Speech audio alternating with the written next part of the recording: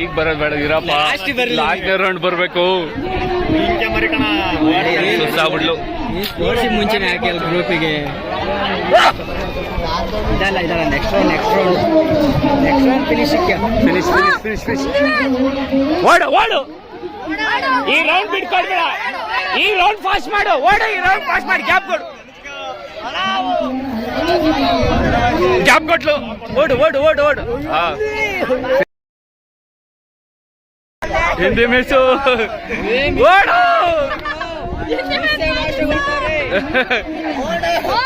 ಅಯ್ಯೋ, ಎಲ್ಲಿ ಬಿಡ್ತಾರೆ.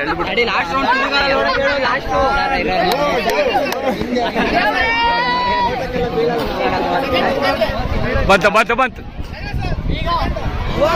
ಬಾ ವಾಶ್.